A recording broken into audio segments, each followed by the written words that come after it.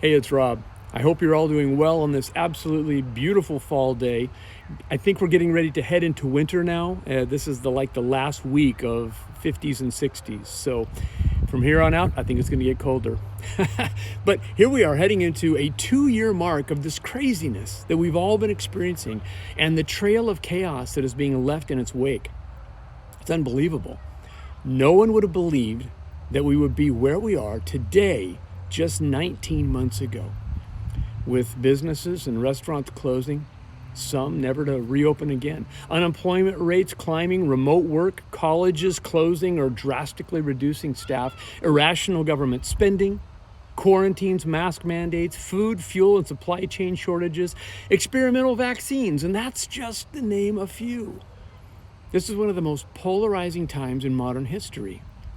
It's having a globally reaching effect that is echoing the same results across all ethnicities, social classes, religions, and generations.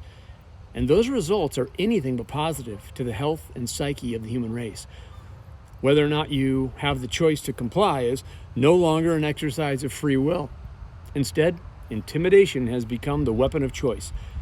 You either succumb to the pressure of the loudest narrative to be woke or be canceled. It's that simple. The decisions that we are making and those we are allowing others to make for us will have far-reaching effects into the future, many of which we are not even aware of yet. Why? Why are so many allowing this to dominate their motivation, even their ability to reason? I sat in amazement as I reflected on how quickly we can be persuaded to follow the herd if the right manipulative tactics are executed by those in authority or influence. In no way am I implying that the crisis isn't real, nor am I hinting at a conspiracy theory.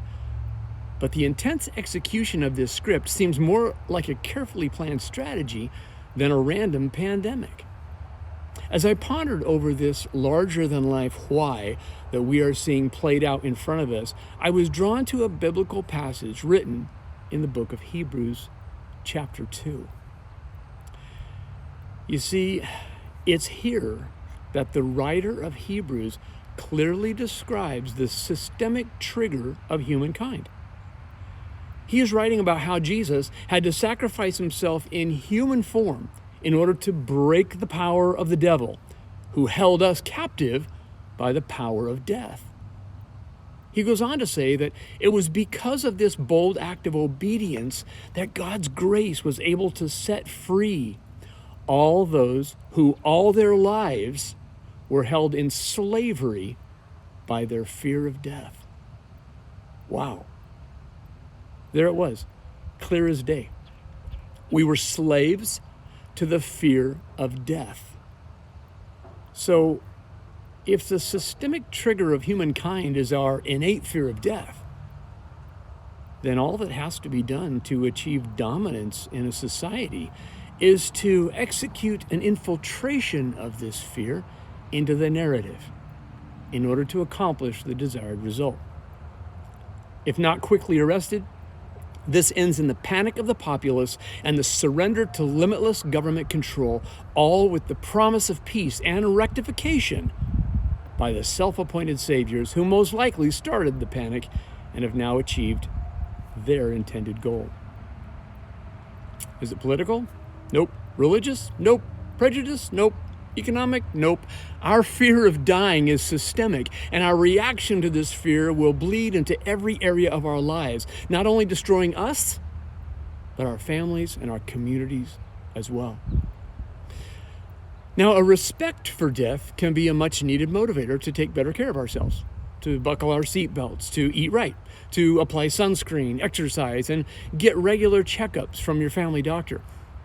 But as we are witnessing firsthand, a fear of dying can drive us to the brink of destruction, mentally, physically, spiritually, and emotionally. Issues that we deal with on a regular basis have been exacerbated by the intense focus on the fear of dying.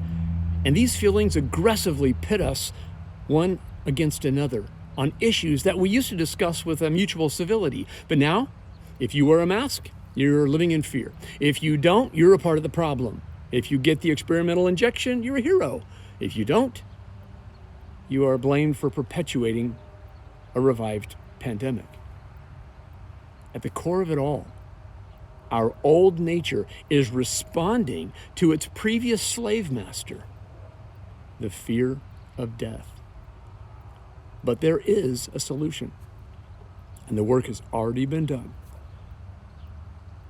Yes, he is hope, he is love, he is freedom, and his passion is you. His name is Jesus. I am Christ's, and he is mine. My hope is not in this world, but rather invested in the promise of the one who gave everything to win me back to himself. My identity is in him alone. And because of this, I have nothing to fear. You see, I've faced death multiple times in my life, yet I'm not afraid. The fear of death has no hold on me. I've been delivered from my systemic slavery, and in Christ, I will remain free. This is the very reason those who profess to be children of God through Christ's sacrifice must not allow ourselves to be driven by the popular narrative and re-enslaved by this merciless taskmaster. The world is looking for hope.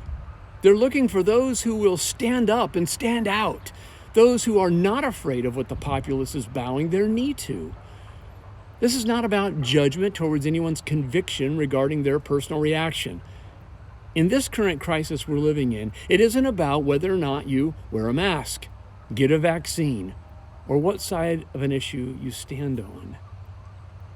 It's about your motivation. As a follower of Jesus Christ, how does your reaction to these situations represent and promote God's power, his peace, his love, and his saving grace to others that he provided for you and I? As the body of Jesus Christ, we are to be the light in the midst of this darkness, the strength in the midst of weakness, the hope in the midst of despair, and the faith in the midst of the overwhelming fear. So does your response to world crisis engender fear, or does it impart faith? A young man and high-profile leader was given this counsel from his mentor about how he was to handle crisis. God has not given his children the spirit of fear and cowardice, but rather, he has given us miraculous power, sincere love, and a soundness of mind and moderation to exercise self-control. This is what the world is longing for from Christ's body.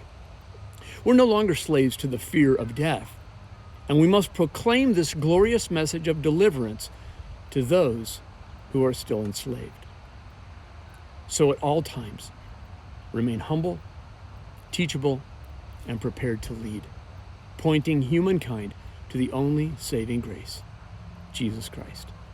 May God bless you and your precious families on this beautiful and incredible day. Have a great one.